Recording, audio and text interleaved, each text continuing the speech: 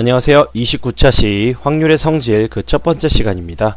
자, 오늘의 학습 목표는 확률의 기본 성질을 알 수 있다. 그리고 두 번째, 반드시 일어날 사건과 절대로 일어나지 않을 사건의 확률을 알 수 있다. 이러한 내용에 대해 진행하도록 하겠습니다. 자, 우선 확률의 정의입니다. 지난 시간에 확률의 정의에 대해 얘기를 했었죠.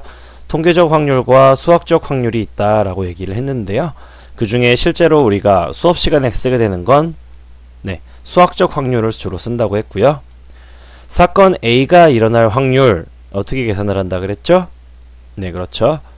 모든 경우의 수분의 사건 A의 경우의 수, 그래서 모경분의 사경이라고 불렀었죠.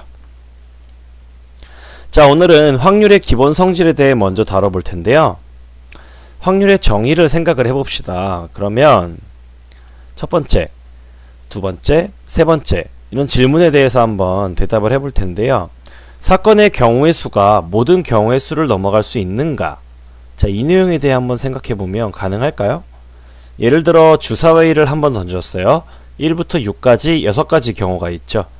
자, 그런데 어떤 사건의 경우가 이 6가지를 넘어갈 수 있을까요? 안 되겠죠. 뽑힐 수 있는 눈은 1부터 6까지 6가지가 모든 경우이기 때문에 절대로 6을 넘어갈 수가 없어요. 자, 그 다음 두 번째, 주사위를 한번 던졌을 때 1부터 6까지의 눈이 나오는 경우의 수는 뭐가 되겠어요? 1, 2, 3, 4, 5, 6, 6가지죠. 즉 모든 경우의 수와 같아집니다. 자, 마지막 세 번째, 주사위를 한번 던졌을 때 7이 나오는 경우의 수는 있어요? 없죠. 자, 그러면 대답을 해보면 NO 6가지, 0가지인데요. 잘 생각해보세요. 주사위를 한번 던졌을 때 1부터 6까지 나오는 사건은 반드시 일어날 수밖에 없는 사건이죠. 맞아요? 자, 이렇게 반드시 일어날 수밖에 없는 사건은 모든 경우의 수랑 같아지죠. 자, 그 다음 세 번째 내용, 주사위를 한번 던졌을 때 7이 나오는 사건, 가능한 사건이에요? 절대로 불가능한 사건이죠. 이 절대로 불가능한 사건은 경우의 수가 0가지가 돼요. 자, 그러면 각각을 확률을 구해보면 이 두 번째는 6분의 6이니까 1이 되고요. 얘는 6분의 0이니까 0이 되겠죠. 자, 그래서 반드시 일어날 사건과 절대로 일어나지 않는 사건의 확률이 1과 0이 되는 걸 알 수 있어요. 자, 그래서 확률의 기본 성질을 정리를 해볼게요. 자, 우선 절대로 일어나지 않는 사건의 확률은 경우의 수 자체가 0이 되니까 어떻게 되겠어요? 0이 되겠죠. 그 다음 두 번째로 반드시 일어나는 사건은 결국 경우의 수가 모든 경우의 수랑 같아져 버리기 때문에 1이 될 거고요. 확률의 범위, 확률은 음수가 나올 수가 없고 또 몇을 넘어갈 수가 없어요? 1을 넘어갈 수도 없죠. 여기서 정리를 해보면 절대로 일어나지 않는 사건의 확률은 얼마가 나오겠어요? 0이 나오겠죠. 반드시 일어나는 사건의 확률은 1이 될 거고요. 확률의 범위는 어떻게 되겠어요? 0보다 크거나 같고 1보다는 작거나 같겠죠. 뭐 간단하게 예를 들어 볼게요. 김현태가 남자일 확률 어떻게 돼요?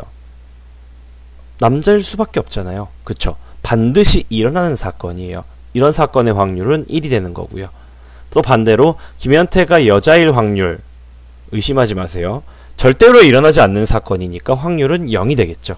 그래서 반드시 일어나는 사건과 절대로 일어나지 않는 사건의 확률은 1과 0이 된다는 거 기억해 두시기 바랍니다. 자, 그래서 연습을 한번 해볼게요. 반드시 일어나는 사건과 절대로 일어나지 않는 사건. 자연수 1부터 25까지 적혀있는 25장의 카드 중에 한 장을 뽑으려고 합니다. 이때 질문에 답해보자. 첫 번째, 임의로 한 장을 뽑았을 때 26보다 작은 수가 적힌 카드가 나올 확률은? 생각할 필요가 없어요. 보세요. 26보다 작은 수래요. 그러면 반드시 일어날 수밖에 없죠. 왜냐면 카드는 1부터 25까지 밖에 없으니까요. 그러면 확률은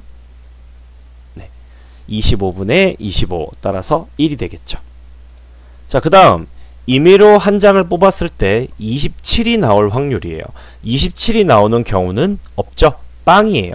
그러니까 확률도 25분의 빵 따라서 0이 되겠죠. 아주 쉽죠. 자, 끝났어요.